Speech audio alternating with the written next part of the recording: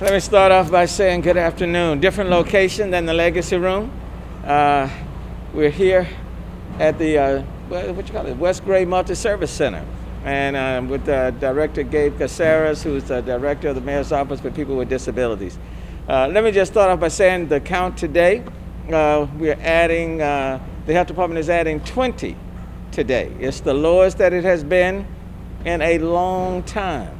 The only time it's been this low is when on a Sunday we didn't have anything to report one Sunday, and it was 0.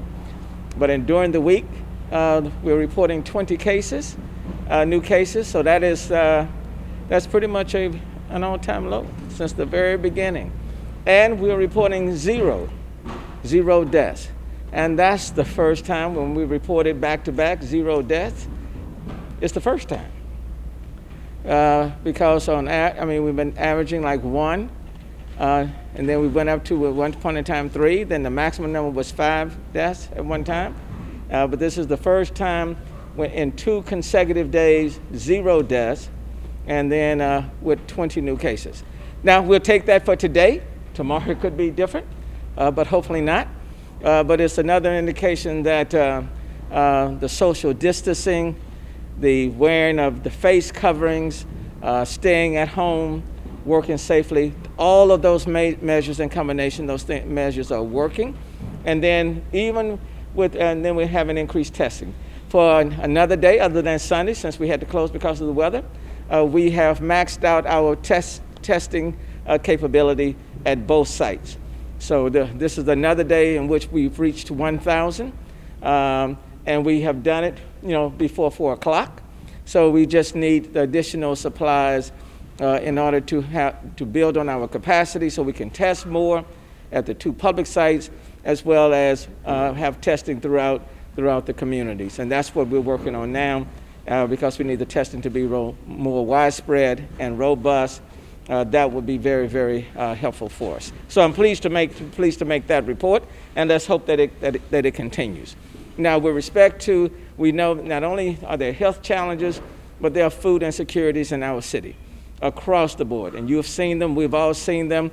And Gabe Cazares, Director of Mayor's Office of People with Disabilities, and his staff have been working to meet the needs of people with disabilities in our community. And again, we don't want to leave anyone behind. And there are some people who cannot, let's say, go and get to the food distribution centers.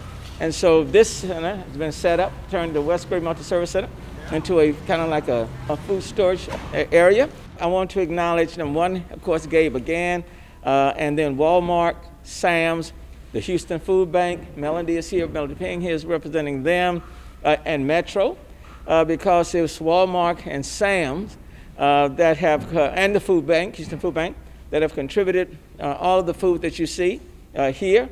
And then Metro is taking the food to people's homes where they live. And they will be, it's all being put in boxes, and then these boxes with Metro support will be taken to people's homes. So it is an incredible operation. I want to give a huge thank you to all of these partners who are collaborating, who have come together to make this happen. And so, Gabe, let me stop, and why don't you give further explanation? Thank you, Mayor. Right over here, get right behind. Thank you, Mayor. We are so grateful for our partners at Walmart, Sam's Club, the Houston Food Bank, and Metro that are working with the Mayor's Office for People with Disabilities to pull this off. Walmart and Sam's Club contributed about $30,000 worth of goods, and the Houston Food Bank has made a substantial contribution as well as providing transportation for all of the food that you see here. So the way that this is going to work is that people with disabilities can access the form for our food access program at houstontx.gov/disabilities, or they can call our office for assistance on filling out the form at 832-394-0814, and we will be working with Metro to get the food to people's homes. And I want to thank you, Mayor, for your support and for always considering people with disabilities as the city recovers from COVID-19. Thank you, Gabe.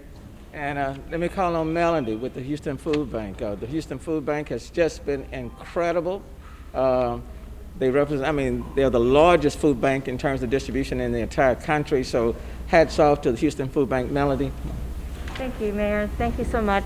I'll keep it short. As you all know, we've been distributing all across our 18-county region, all the way up to Trinity County, all the way down to Galveston. Currently, we're operating at 150% of our usual distribution. And a lot of our partner pantries operate, getting food out to folks, 250 families here and there. Currently, they're doing double. Sorry.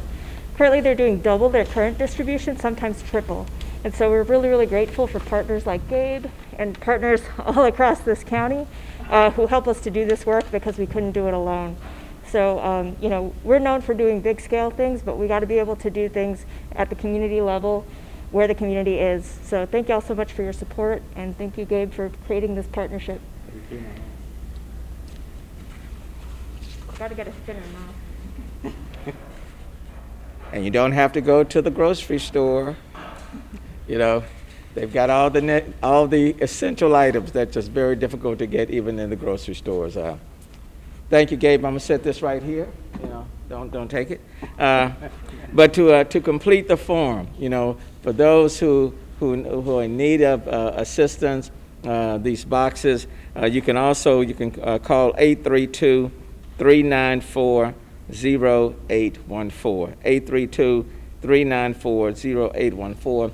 Fill out the forms, and the food distribution will start on Friday. Yes, sir. We'll box them up today and tomorrow, and they will start on Friday. And one of the things, we don't want to leave any community, any of the people in our city behind, and so this is very much appreciated. And if people want to continue to make donations, you can either go through the Houston Food Bank, or you can just make donations available right here at West Gray Multi-Service Center. Now, in terms of just the reports, Dr. Persse. Thank you, Mayor. And as the Mayor pointed out, 20 new cases today, which is comparatively a very small number to what we've seen in the past. Remember, we had one day where we had over 600 new cases. So this is good news.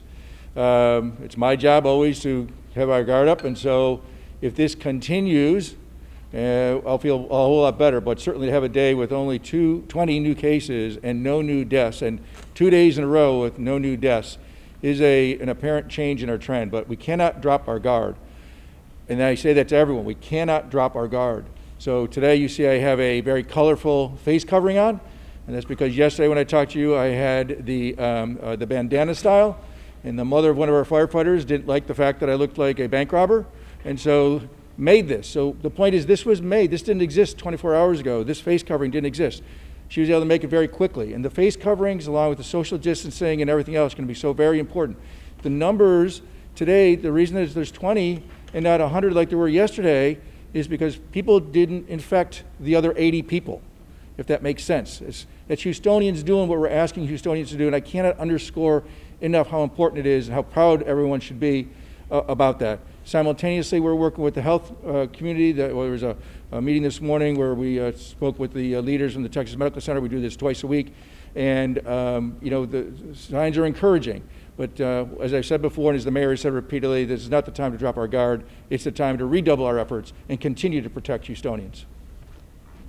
Thank you, Dr. Persse. In fact, in the numbers that I saw this morning in reference to our hospitals that are a part of the Texas Medical Center, the numbers reflected that more people are being discharged from the hospitals than those who are within our hospitals being treated for COVID-19. So that's a very positive report.